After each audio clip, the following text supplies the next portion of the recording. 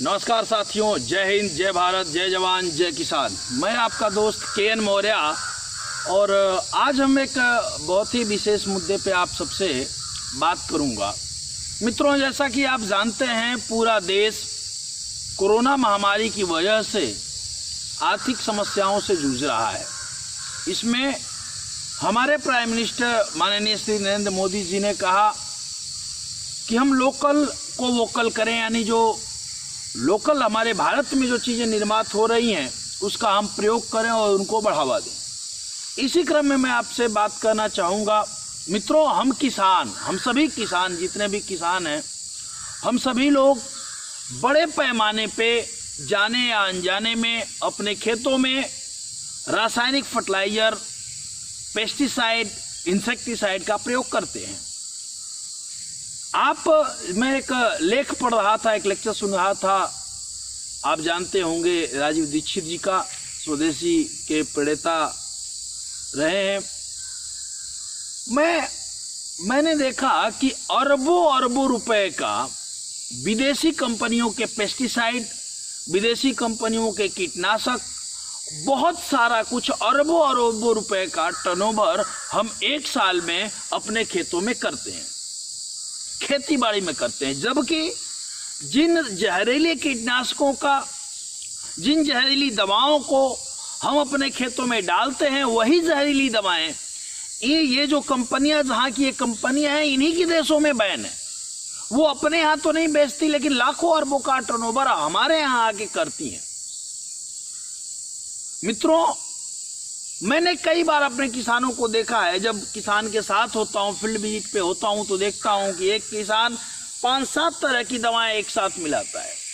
मैंने कई बार ये देखा है कि कुछ दवाएं तो किसान जब स्प्रे करता है तो कुछ दवाओं का तो उसे ज़रूरत नहीं होती है, फिर भी वो जाने अनजाने में डाल रहा होता है। यानी ऐसी बात करूँ तो 30% किसानों, 30% केसेस में मैं ये देखता हूँ, कम से कम 30% तो देखता ही हूँ कि उस चीज़ की आवश्यकता नहीं है, लेकिन उस किसान को पता नहीं है, या जो भी है उसके साथ वो डाल रहा है।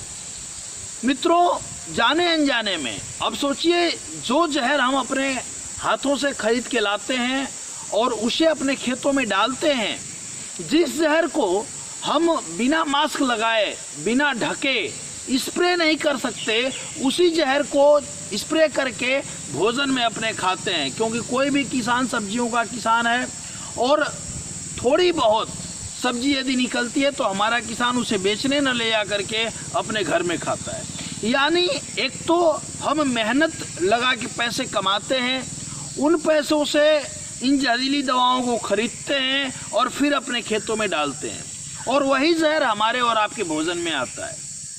मित्रों, मैं आज एक बात कहूँगा कि आप, जैसा कि आप जानते हैं कि मैं ऑर्गेनिक खेती को बढ़ावा देता हूँ, जैविक खेती के विषय में आपसे बात करता हूँ और हर तरह से कहता हूँ कि आप जैविक खेती अपनाइए। 1 एकड़, आधे एकड़ में ही शुरुआत करिए, लेकिन करिए जरूर। इसके बेनिफिट्स क्या है?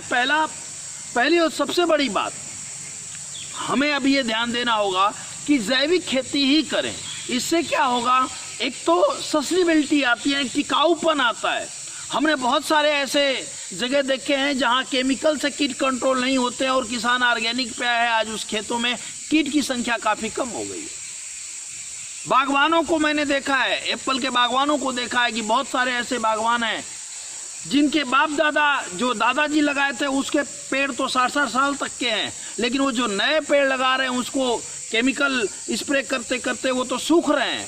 और जब उन्होंने लस्सी का प्रयोग किया, जब उन्होंने ऑर्गेनिक चीज़ों का प्रयोग किया, तो आज उनके खेतों में पेड़ सूखने बंद हो गए हैं और बेहतर परिणाम मिल रहे हैं। मित्रों, क्यों ना हम लोग एक बीड़ा उठाएं, क्यों ना हम लोग भी एक संकल्प लें इस मुश्किल समय में कि हम ऑर्गेनिक खादों का प्रयोग करेंगे, हम जैविक खादों का प्रयोग करेंगे। आपको जान के हैरानी होगी कि भारत की 1-2 नहीं बल्कि कई ऐसी कंपनियां हैं जो बहुत बढ़िया ऑर्गेनिक खाद बनाती हैं और उसके परिणाम भी बहुत अच्छे हैं। मैं किसी भी कंपनी की तरफदारी नहीं करता, मैं सीधा आपसे कहता हूं कि आप ज़्यादा नहीं, 1 एकड़, आधे एकड़ खेत का चयन करें ऑर्गेनिक खेती के लिए। उसमें आप किसी भी कंपनी का लेकर के उसे डालें, देखें, 30% पहले 30% खादों को कम करें और धीरे धीरे इनके प्रयोग को बढ़ाएं। और केमिकल स्प्रे से जितना हो सके उतना बचें। यदि हमने किया, थोड़ा सा आप ध्यान देंगे इस पे, तो हम अरबों डॉलर के व्यापार को कम कर सकते हैं, या यूं कहें कि हम हमारे यहाँ जो भारतीय कंपनियां हैं उनके व्यापारों को थोड़ा बहुत बढ़ा सकते हैं जरूरत पड़े तो, और नहीं तो जैविक खेती के माध्यम से हम अपनी फसल को बढ़ते हुए क्रम में ले सकते हैं। मित्रों, इस वीडियो के माध्यम से मैं बस इतना ही कहूँगा कि खेती किसानी में भी अब वो समय आ गया है कि हम ध्यान दें। इन जहर बेचने वाली कंपनियां, जैसे राजीव दीक्षित जी कहते हैं कि मौत के सौदागर हैं ये, इनसे दूर हटें, अपने खेतों में जैविक रूप से खेती करें, कीटनाशक बनाएं। उनके बहुत सारे तरीके मैंने बता भी दिए हैं। इस वीडियो में स्क्रीन पे मैं अपना नंबर दे दूंगा, कोई भी दिक्कत होती है आप मुझे फ़ोन करिए। ये मैं तो देखिए लगा हूँ, मैं तो आज से 10 साल पहले पढ़ा, किसी ने साथ दिया, किसी ने दिशा दी और मैं लग पड़ा, चल पड़ा, अकेला चला था। आज पूरे भारतवर्ष में हजारों किसानों की एक बहुत बड़ा नेटवर्क है जो ऑर्गेनिक फार्मिंग कर रहे हैं, या इस जहरीली चीज़ों का कम से कम प्रयोग करके अपने पैदावार को इन्होंने बढ़ाया है और कई गुना तक बढ़ा लिया है। तो इसी क्रम में मैं आपसे भी चाहूँगा कि मैं निकल पड़ा हूँ, मैं संकल्पित हूँ हर गांव जाने में, हर किसान को प्रशिक्षित करने में, हर किसान को ये बताने में कि जैविक खेती कैसे हो। बस मैंने हाथ बढ़ा दिया है, मित्र आप भी हाथ बढ़ाइए। आइए कोरोना की इस महामारी में हम भी लोकल को वोकल करें, अपने देश में उत्पादित किए गए खादों, उत्पादित किए गए कीटनाशकों का प्रयोग करें और अपनी अर्थव्यवस्था को ताकत दें।